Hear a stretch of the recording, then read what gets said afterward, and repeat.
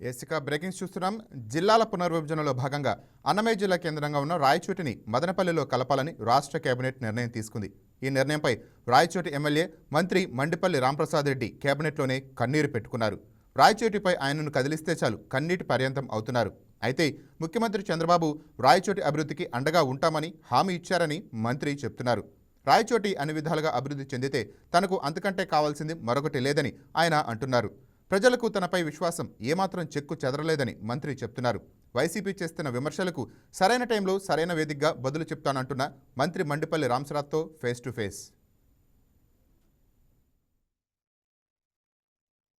Party ముఖ్యమా రాయచోటు ముఖ్యమా అని మంత్రి మండిపల్లి రాంప్రసాద్ రెడ్డిని ఎవరైనా ప్రశ్నిస్తే రెండు కళ్ళు లాంటివని జవాబు చెప్పేవాళ్ళు. అలాంటి నేపథ్యంలో ఇప్పుడు అన్నమయ్య జిల్లా కేంద్రంగా రాయచోటుని తీసేస్తున్నామని చెప్పగానే తీవ్ర భావోద్వేగానికి కూడా గురయ్యారు. ఇప్పుడు ఆయన మనతోనే ఉన్నారు. ఆయన అడిగి మరింత సమాచారం తెలుసుకుందాం. సార్ చెప్పండి సార్, ఎందుకు అంత ఎమోషనల్ ఫీల్ అయ్యారు అండ్ ఎలా అనిపిస్తుంది?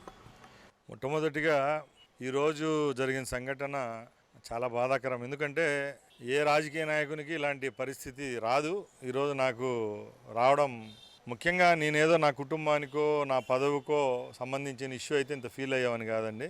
నా మీద నమ్మకంతో నన్ను శాసనసభ్యునిగా ఓట్లేసి గెలిపించిన ప్రజలు ఒక పక్కల, నాకు రాజకీయ భిక్ష పెట్టి మంత్రిని చేసిన మా ముఖ్యమంత్రి గారు ఒక పక్కల, ఆయనది 40 సంవత్సరాల అనుభవం, ఈ పక్కల మా ప్రజల యొక్క ఆకాంక్ష, ఈ రెండింటి మధ్య కొంచెం బాధపడడం అయితే వాస్తవం.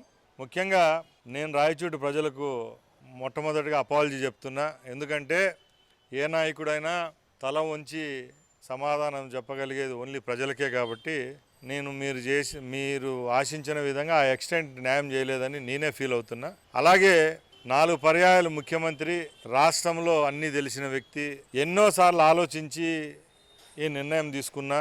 రాయచోటి మీద నీ మీద చిత్తశుద్ధి ఉంది, అది ఉంది కాబట్టే 4 జిల్లాలకు మొట్టమొదటిగా గెలిచిన నీకు మంత్రిగా అవకాశం కల్పించాను.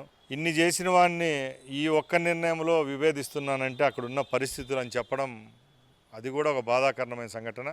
ఎందుకంటే ఈరోజు మా ప్రాంతంలో ఉన్న నియోజకవర్గాలు, ఆ కోడూరు రాజంపేటకు సంబంధించి పరిస్థితులు ఒకసారి కూలంకషంగా చూస్తే వారు ఎంచుకున్న విధానమే మాకు విచిత్రంగా అనిపించింది. రాయచోటి తప్పక మేము తిరుపతితో పోతామని ఒక నియోజకవర్గం వాళ్ళు, రాజంపేట వాళ్ళు కడపతో పోతామని చెప్పడం, మమ్మల్ని ఏకాకి చేయడం కూడా దీనికి కారణం. కాబట్టి ఇలాంటి పరిస్థితులు వచ్చినప్పుడు నేను ఒకటే ఫీల్ అవుతాను, ఒక పరాభవం తర్వాత నెక్స్ట్ ఉండేది విజయమే. కాబట్టి రెట్టింపు ఉత్సాహంతో పనిచేసేదానికి ఆ భగవంతుడు నాకు శక్తినిచ్చాడు. అలాగే మా ముఖ్యమంత్రి గారు కూడా రాయచోటి యొక్క అభివృద్ధిలో ఇంకా ఒక అడుగు ముందుకేసి నేను నీకు సాయం చేస్తాను, తప్పకుండా ఈ 3.5 సంవత్సరంలో నా కాంట్రిబ్యూషన్ ఉంటుందని చెప్పడం కూడా నాకు ఒక ఓదార్పుగా ఫీల్ అవుతున్నా. తప్పకుండా వచ్చే రోజుల్లో రాయచోటి యొక్క అభివృద్ధి కోసం నేను పనిచేస్తాను. ముఖ్యమంత్రి చంద్రబాబు నాయుడు ఇచ్చిన హామీల ప్రకారం రాయచోటి ప్రజలు శాంతిస్తారంటారా? అదే చెప్తున్నా అండి, ఇది ఒక ఇండివిజువల్కి సంబంధించిన ఇష్యూ కాదు. నా మంత్రి పదవి విషయం అయితే నేను నా కుటుంబం బాధపడతాం. ఇది ఒక ప్రాంతానికి సంబంధించి వ్యాపారస్తులు, ఉద్యోగస్తులు, కార్మికులు, కర్షకులు, విద్యార్థులు, సంఘాలు, కుల సంఘాలు, ఇలా ఎందరికో ముడిపడిన ఇష్యూ కాబట్టి టైం తీసుకుంటుంది. తప్పకుండా ప్రతి ఒక్క దానికి ఒక మందు ఉంటుంది. కాబట్టి దీనికి ఉపశమనం అభివృద్ధే. కాబట్టి అభివృద్ధి మంత్రంతో ముందుకెళ్తాం. తప్పకుండా జిల్లా కేంద్రంగా ఉంటే ఏ విధమైన అభివృద్ధి చెందుతుందో రాయచోటి, అదే విధంగా దానికంటే మెండుగా అభివృద్ధి చేసేదానికి చిత్తశుద్ధిగా పనిచేస్తాను. ఇప్పటిదాకా రాయచోటికి సంబంధించి అన్నమయ్య జిల్లా కేంద్రంగా రాయచోటే ఉండాలని కూడా ప్రజలు కొంతమంది ధర్నాలు చేశారు. ఇప్పుడు ఆ ప్రజలకు ఏం సమాధానం చెప్తున్నారు సార్, అంటే మీ వెన్నంటే ఉన్న ప్రజలకి? మొట్టమొదటిగా రాయచోటి ప్రాంతాన్ని అభివృద్ధి చేస్తామంటే ప్రతి ఒక్కరూ కలిసి పనిచేస్తారని చెప్పి నాకు గట్టి నమ్మకం ఉంది. ఆ నమ్మకంతోనే ఈరోజు ఎవరైతే జేఏసీగా ఫామ్ అయ్యి రాయచోటి హెడ్ క్వార్టర్ కోసం ఈ నెల రోజుల నుంచి అహర్నిశలు పనిచేసిన మా కార్యకర్తలు అయితేనేం, జేఏసీ నాయకులు అయితేనేం, ప్రతి ఒక్కరికి నా తరపున ధన్యవాదాలు తెలియజేసుకుంటున్నా. మీ యొక్క స్ఫూర్తి, మీ యొక్క పట్టుదల, అలాగే మీరు నా మీద నమ్మకంతోనే ఇన్ని రోజులు ఇంత స్థాయికి తీసుకొని వచ్చారు ఈ పరిస్థితిని. తప్పకుండా మీ కళలకు అనుగుణంగానే పనిచేస్తాం. మనం ఏదైతే ఎండ్ రిజల్ట్ కోసం వెయిట్ చేస్తున్నామో అదే రాయచోటి యొక్క నిర్మాణం. దాంట్లో మీ అందరి పాత్ర ఉండాలి. ప్రభుత్వం మన వెంటే ఉంటుంది. ఇంకా రెట్టింపైన ఉత్సాహంతో మనం అందరం ముందుకెళ్దాం. లాస్ట్ క్వశ్చన్, ఎప్పుడైతే ఇట్లా ప్రకటించారో అప్పటి నుండి ఇంకా వైసీపీ వాళ్ళే కానీ మిగతా సోషల్ మీడియా బ్యాచ్ ఏదైతే ఉందో వాళ్ళందరూ కూడా తప్పుడు ప్రచారాలు చేస్తున్నారు. ఏదైతే మీరు రాజీనామా చేస్తానన్నారు అప్పుడు మాటలు తీసుకొచ్చి ఇప్పుడు ట్రోల్స్ కూడా చేస్తున్నారు. వాళ్ళకి మీరు గట్టిగా ఏమైనా సమాధానం చెప్తారు?